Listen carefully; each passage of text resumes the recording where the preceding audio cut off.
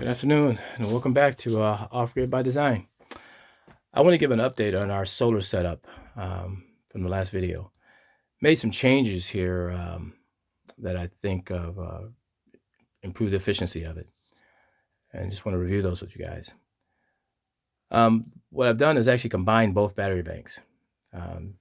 Talked to Sol-Ark, talked to the guys there, talked about some of the issues I was having with the Ames inverter. As I said before, I wasn't really totally happy with how it was interacting with the Sol-Ark, and I wanted to see if there's a way we can actually change that. And it turns out to be a really simple. Rather than add a secondary a secondary inverter, it was a simple thing of just combining both battery banks because it was well within the specs. The Sol-Ark can handle 2,000 amp hours, and by combining these battery banks together, it actually only took it to 1,625. So I actually still have a little more room. But I want to review those changes real quick. Turns out that the real issue is not the combining of the batteries. The real issue is trying to get two different battery chemistries to work together because they charge at different rates. They act differently. So to that end, what I ended up having to do was adjust the efficiencies back and forth, tweak it after a few days, and I finally found the formula that actually works. Because initially, when I went with just the spec sheet, it would charge the batteries, but it would not consistently sell power back to the grid. And to me, that's a problem. But it turns out it was pretty simple. Just really just tweaking efficiency, tweaking the voltage levels and the float level, and that took care of it. And it takes off. So even now it's early afternoon. Batteries are actually fully charged, which we're going to need because it's going to be we got some rain coming in this afternoon. But and you see that on the grid portion, it's basically 70 watts. No big deal there.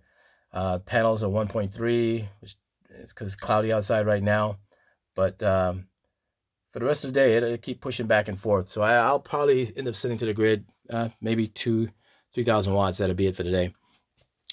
The other change I've made is I've actually put in additional disconnects. So the one on the left is for the shop batteries, and the one on the right is for the batteries here. Now, by combining those, they give me a 78,000 watts. So 78 kilowatts. That's a lot of power for a battery bank. Simple. It turns out to be really simple. And by doing that, I actually save money. I'm not buying another inverter. No additional costs other than for the additional switches and the breakers right here.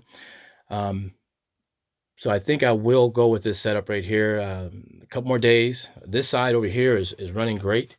But I'll show you the other side. I have some issues I have to address over there.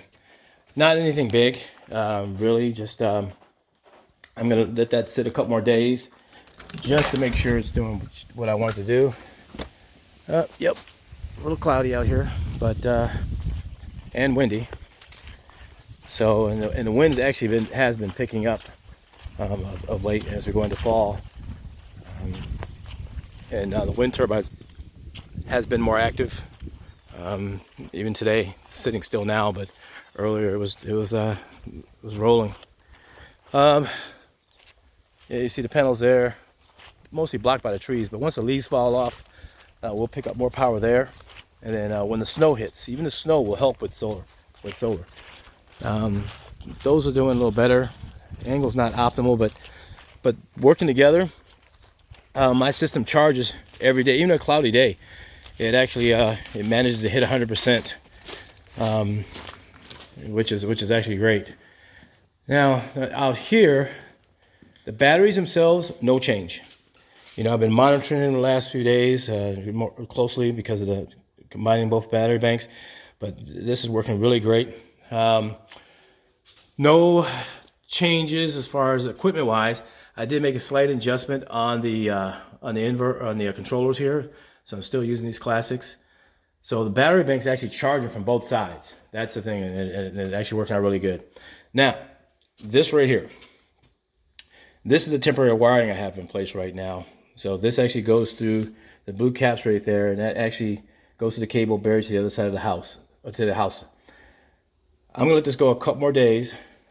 Just want to double check my numbers, make sure everything's running good, and then I'm gonna clean this up, rewire this, and make this permanent. And then the final thing I have to do is this cap right here, this was for the generator. I'm gonna have to rewire that. I still want that generator as a option to charge the batteries and run the house in the event that I would actually need a total catastrophic failure. I mean, for battery banks to fail, sun not to shine, no wind, grid down for months, and everything just failed. But I just like redundancies, for one thing. I just like redundancy. So I'm gonna get that cleaned up by this weekend. I just want to monitor a few more days. And then this inverter, great inverter. I even said it's a great inverter, but that will be relegated to a backup.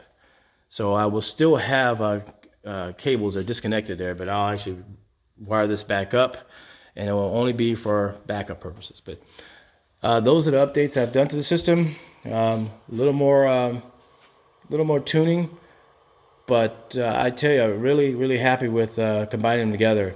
You might think that a battery bank that large would take longer to charge. It actually doesn't.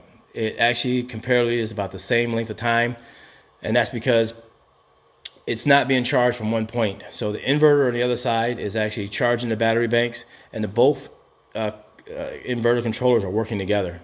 So the chemistry's been working out really good here. I think I have to tweak it just a little bit more. And the only reason I'm going to tweak it is to optimize that when the battery's bank is full, that it's sending as much power up the grid as possible to accumulate those credits. But then again, that's the updates. Anybody have any ideas or suggestions for further improvements? Give me a holler. See you next time.